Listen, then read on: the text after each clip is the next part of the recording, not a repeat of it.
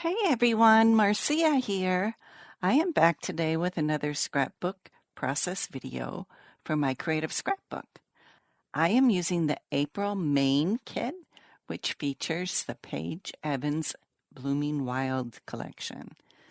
This gorgeous collection from American Crafts is all about the colors, like all of Paige's collections are. So I really wanted to do a mixed media layout where I could use my acrylic paints and create a rainbow with drips. And my inspiration for the colors that I'm going to use came from the chipboard hearts on the chipboard sticker sheet. So you can see the hearts on the sticker sheet there, and I'm kind of using it as a guide for where my paint drips will be and what colors are going to go where. I'm going to start in the middle and work my way out toward the edge so I don't run out of room and I can use all of the colors. It is important when you are working with mixed media to use a very heavy cardstock. So the cardstock I'm using is Vicki Boutin's foundation paper. You could also use the double weight basil. I've used both before and they are equally as good. It's the thickness of the paper that really matters to keep it from curling up. You'll get much better results. So in preparation, you are going to want to have a lot of paper towels handy, some baby wipes handy as well so you can clean out your brush in between and not contaminate the colors. As you can see, I'm using paper towels when I am tapping my paper to catch the paint drips and not make such a huge mess on my desk. You also are going to want a spray bottle of water. If your acrylic paint is not watered down enough, you can add some more water once you have it on the paper to make it runny and get the paint drips as desired.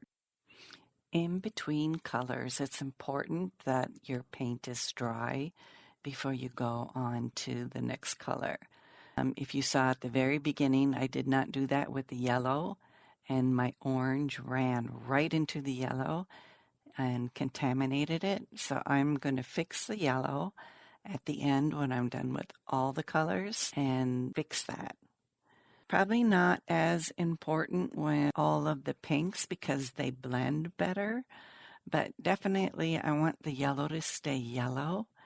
And so you really want to use a hot air tool that you would use for embossing or a hair dryer or something to dry out the paper and the paint a little bit before you move on to the next color. It's been a while since I've played with my acrylic paints, and I discovered that some of my paints had dried up, and I am having to create my own colors to match the chipboard hearts. For example, the orange was a little bit too orange, and I didn't have a peach. So by combining the orange and a pink, I was able to create my own peach color. I could make the orange a bit more yellow orange by adding more yellow to it. So as long as you have all of your primary colors, yellow and blue, red or pink, you can mix up the other colors to match. Now that I am done with the left side with all the warm colors, I'm going to work on the right side of my layout with the cool colors. So I'm going to start with the green, and the green was a bit too green, so I added some yellow to it to get it to be more of a grass green. Then I'm going to move on to the blue. My blue wasn't quite right either. This is kind of a blue-green, and so I'm adding a little bit of green to my blue to make it more of that teal color that I want. Some of my paint, like I said before, is older paint, and it's not paint I would paint with anyway. It's on the dry side, but mixing it with water, just a little bit of pigment in the water will color your water. So if your acrylic paint is starting to dry but not quite there yet, it's still usable. Even though it's not something you would paint with, you could definitely use it to add pigment to water, like I am doing here, and use it to create a fun mixed media background like this one. This is really fun to create. Rainbows are just really cool anyway, and being able to create my own mixed media background like this is just super satisfying. You know, I use a lot of Vicky Bouton's pre-made mixed media backgrounds, and it's just really fun to be able to create one of my own with my own supplies. The last color I am going to do on here is a purple. And the purple in the heart is a very light purple. So I have my lightest lavender acrylic paint here, and I'm going to be using that in the corner. So this one gave me a little bit of trouble because it kept running down just the very edge of the paper. But by spraying it with water and tilting it, I was able to get a few more runs out of it.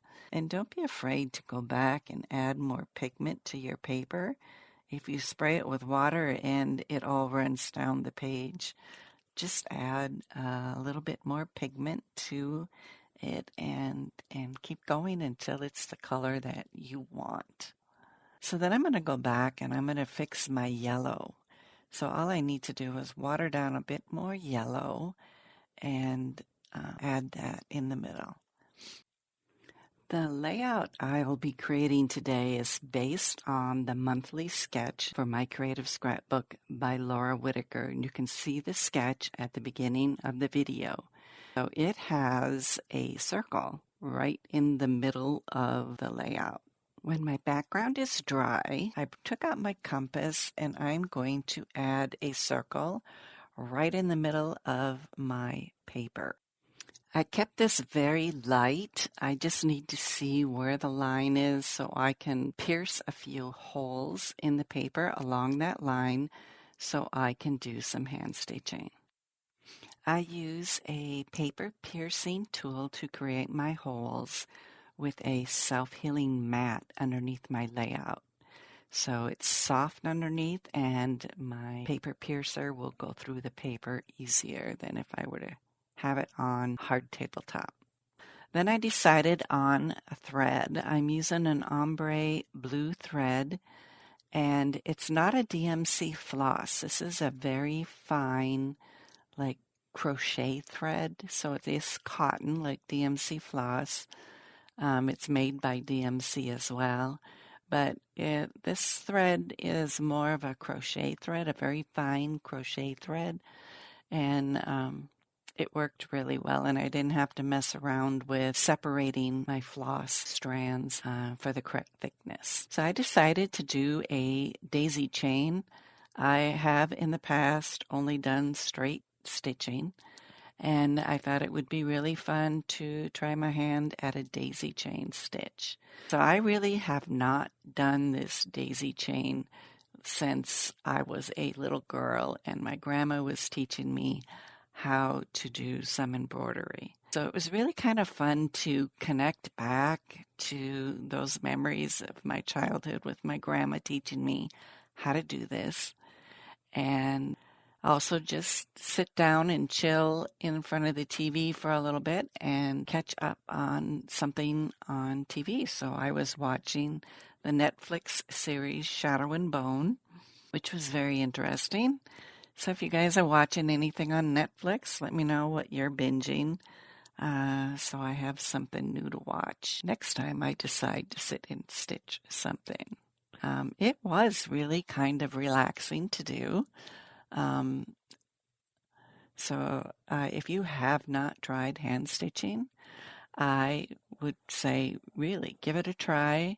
So I was really inspired by all of the stitching layouts I've been seeing Paige Evans just came out with, I think, 36 new cut files designed to be stitched, and just was blown away by all of the layouts I was seeing with all that hand stitching.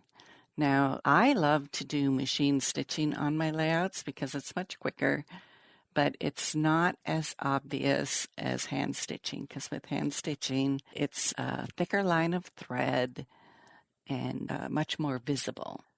According to the sketch, I did add this piece of pattern paper across the top of my rainbow and did machine stitch this down. I used an EK Success punch to add just a little bit of a scallop border at the bottom.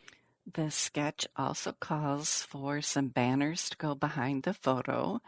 I cut notches into strips of my pattern paper with a square punch.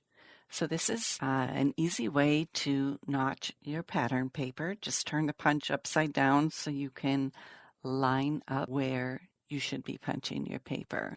It might take a little bit of practice to get it right. Then I went and I glued down all of the chipboard hearts onto my layout. The chipboard sticker sheet American Crafts has is like twice as thick as other companies' chipboard stickers, and that bugs me sometimes. It adds a lot more bulk. I sometimes like to pull part of that cardboard off of the back so it's not as thick. And so you see me doing that with a tool here to separate the layers and pull it apart. So then I'm arranging the hearts on here on top of the colors that inspired me to use. I went ahead and added some rainbows at the top of my pattern paper, and one of these was a chipboard rainbow as well, which I also separated and pulled apart. I added a die-cut flower in the corner of my photo and wanted to use the chipboard embellishments that came with the kit. So the one I'm using today says Shine Bright. The first thing I do with chipboard embellishments is to paint them with a gesso so that I could change the color to be whatever I want later. So that's why it's white. Originally it would be like a cardboard brown color. So then I thought, okay, I should do blue to match my stitching on the background, and came up with a lighter blue here. It's a Distress Oxide ink that I used to color the top of the chipboard. Still not happy with that. I decided it needed to shine a little bit. It needed some sparkle. And since the title is Shine Bright, why not make it sparkly? I took out my Versamark ink and just add some Versamark ink to the top of the chipboard, and then dump some transparent embossing powder on top of it and heated it up with my heat tool. This added the shine that I wanted. These chipboard embellishments are delicate. You can see that I broke mine with the R in bright, but not to worry. Once I have it glued down on my layout, you are not going to notice that. So just take some extra care with it, and even if you do happen to break yours, it's okay. Don't worry about it too much. I'm going to adhere my Shine Bright down on my layout at the bottom of my photo. And according to the sketch, I still needed something in the upper left of my photo. So I'm putting a little photo tab up there from the chipboard sticker sheet. And I thought that's still not enough. And I fussy cut some flowers from the pattern paper. And I'm going to tuck those fussy cut flowers behind my photo. Then I'm going to get out my Bow Easy and tie a bow that I can put underneath my title. So I'm just using some blue hemp twine that I have, and I'm using a tool, like I said, it's called the Bow Easy, and this is a tool that I use all the time. I love tying bows to put on my layout, and this ties the perfect bow every time. So I'm going to adhere a bow underneath my title.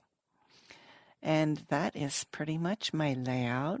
Thank you so much for stopping by. Be sure to check out My Creative Scrapbook kits. They have 4 kits in total. Again, I'm using the main kit, which features Paige Evans Blooming Wild collection. Just a gorgeous kit. You won't be sorry if you buy this. They also have a creative kit, which featured some doodlebug pattern papers, and a limited edition kit with the new Simple Stories collection, and a album kit as well. So go check them all out. Bye bye now.